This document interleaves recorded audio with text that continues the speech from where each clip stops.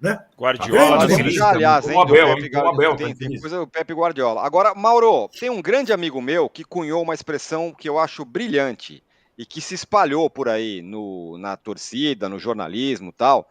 A expressão é agenda positiva. Essa história do Corinthians você classifica como agenda positiva? E queria que você desse um pitaco também do Palmeiras, por favor, já que não deu tempo no primeiro bloco. Mas eu quero falar primeiro do Flamengo, porque caiu o negócio. Pode falar também, pode falar, eu não consegui falar. Você não me chamou mais, eu vou dar uma trajanada agora, tá, Jean? Manda bala. Não dá. Tô meia hora esperando falar do Flamengo. Vale Você não tudo. me chama, pô. Aí Manda não dá bala. agora, pô. Comecei, não terminei o raciocínio, já falaram do São Paulo, do Tele, do Corinthians, sua agenda positiva. Isso é ridículo, esse negócio do Corinthians.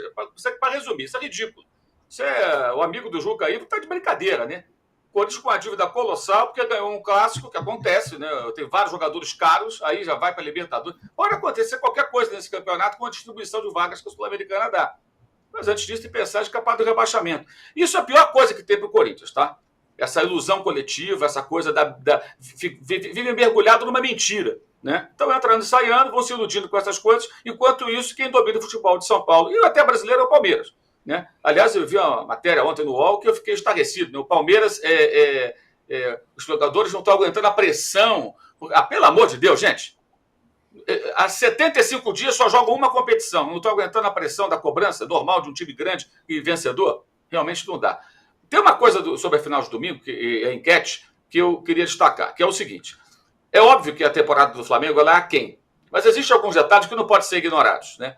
O Flamengo tem muita culpa, porque abandonou o brasileiro numa hora em que era líder, colocando time reserva contra o São Paulo e outros jogos. Mas o Flamengo foi o time que ficou mutilado na Copa América. O Flamengo é o time que mais lesões tem, ou seja, vários obstáculos. E o atual técnico nem trabalhou com vários jogadores. Imagine se o Felipe Luiz tivesse, pode ser até que tenha dois deles ao final da temporada, mas se ele tivesse o Vinha, o De La Cruz, o Luiz Araújo, o Pedro, o Cebolinha, por exemplo. Ele não tem nenhum deles. Nenhum deles. Tirando o Luiz Araújo, são todos jogadores que já passaram ou são de seleções. Titulares em potencial. O Alexandre só está no Flamengo porque o Vinha se machucou gravemente. Senão ele seria o titular nessa altura da temporada. Né? Vinha pedindo passagem na disputa pela posição com o Ayrton Lucas. Então, acho que se o Flamengo ganhar a Copa do Brasil domingo, com tantos desfalques, depois de cometer erros que são de responsabilidade, não são do Tite só não, do Tite, da diretoria, dos jogadores, todos eles. Porque quem vê o Flamengo desmobilizado contra o São Paulo, com o time cheio de reservas, é diferente do Flamengo jogando contra o Inter e contra o Cruzeiro, agora mobilizado e competitivo. Então os jogadores também têm a sua parcela de responsabilidade. Mas a realidade é que assim, se o Flamengo for campeão, vai ser um título e tanto.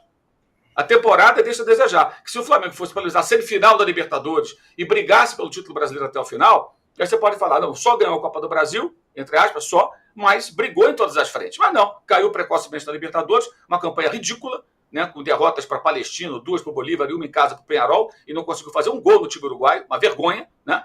E na Copa do Brasil, uma campanha boa com o Tite e com o Felipe Luiz. No brasileiro, não mais que razoável, que quarto lugar para o Flamengo, razoável não basta. O Flamengo tem que ser ótimo, não pode ser razoável com esse investimento todo que o clube tem, né? Então, eu acho que tem todo um contexto que não pode ser ignorado. Se vencer no domingo, o Atlético, se for campeão, ou vencendo, ou empatando, ou até perdendo, vai ser um título importante, sim. Não dá para desmerecer.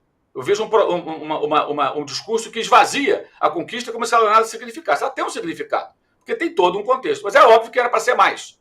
O fato de era para ser mais não significa que não vale a nada, ou que seja uma coisa qualquer. Ano passado, São Paulo ganhou, foi tratado quase como se fosse uma Libertadores por ser a primeira vez. E no meio de todos os problemas que o Flamengo teve, não vou dizer que seja tão relevante, mas tem sua relevância, ainda mais depois do ano ridículo de 2023. Né? O grande perigo que eu acho agora é o excesso de otimismo em função do Felipe Luiz. Mas ele me parece muito consciente da realidade, me parece. E de que ele é um técnico ainda dando os primeiros passos, evidentemente ele vai errar, vai acertar, vai evoluir. Tem muita gente já colocando o cara até na seleção, o que é um exagero. Né?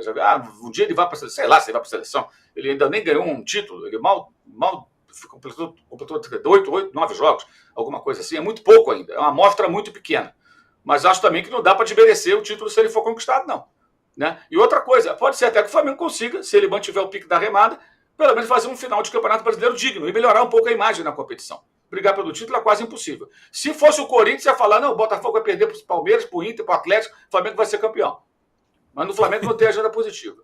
O que eu acho que é bom para o Flamengo, né? Porque isso não ajuda em nada. Só ajuda a quem quer caçar clique, né? E iludir o torcedor e iludir a si mesmo. Muito bem, mas quer falar do do Palmeiras? Já falei do Corinthians, do Palmeiras, eu empacotei tudo, âncora. Você mandou, já mandei delivery para você aí, tudo empacotado. Já cornetei o Corinthians, já demonstrei que estou estarrecido com o que eu li sobre o Palmeiras e falamos do Flamengo também. Perfeito, tá certo. Eu noto que o âncora está um pouco emocionado com o fato de estar na televisão. Você sente a emoção, né? Aí eu adorei. Olha, 2 assuntos aqui. Aí é um assunto que não envolve clubes, aliás, envolvem, mas é algo relevante que aconteceu aí. Primeiro é o seguinte, Trajano, eu vou com você. Já te mando as duas de uma vez só. Que isso? Neymar pode voltar para o Santos. Uma. Já tem até um plano do Santos para a repatriação do Neymar. 2.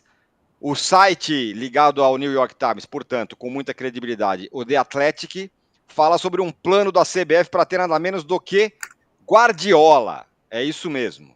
Que tal? Eu tenho que ele precisa do New York Times, um site do New York Times, revelar isso que o Guardiola... não sei, olha, não estou aí para essa não, âncora, sem brincadeira. É claro que o Guardiola deve estar meio irritado, saco cheio, tentando entender o que está acontecendo com o City, que também sofre de várias contusões importantíssimas. O Rodri, o melhor do mundo, segundo lá a Bola de Ouro, e o De Bruyne, que é o cérebro do time, estão mal.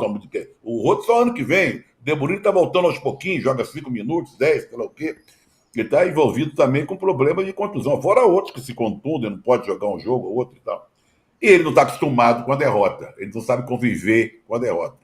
Eu não sei se ele é o estilo do Abel. O Abel sabe ganhar, mas não sabe perder. A gente nota isso com frequência nas derrotas, nos dias que o Palmeiras até vence, mas joga mal, o comportamento dele nas coletivas. Não sei, viu? É tão distante da nossa realidade. Já teve o fato do Ancelotti, que também está com problema. O Ancelotti é outro. Aliás, dentro dessa possibilidade aí que o New York Times está falando, podia ter incluído o Ancelotti, o Klopp, né? O Klopp agora é empregado na Red Bull, mas largou o Liverpool. Daqui a pouco até, quem sabe, o Arteta. Vai fazendo uma lista.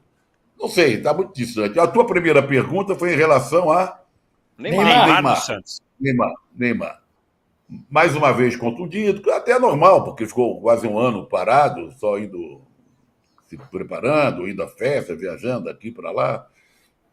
Olha, não sei, ele começou lá, mas o Santos vive numa draga desgraçada, a não ser que ele compre o Santos, tem dinheiro para comprar o Santos, né? Ele, como presidente, sai no tapa lá com os torcedores e tal.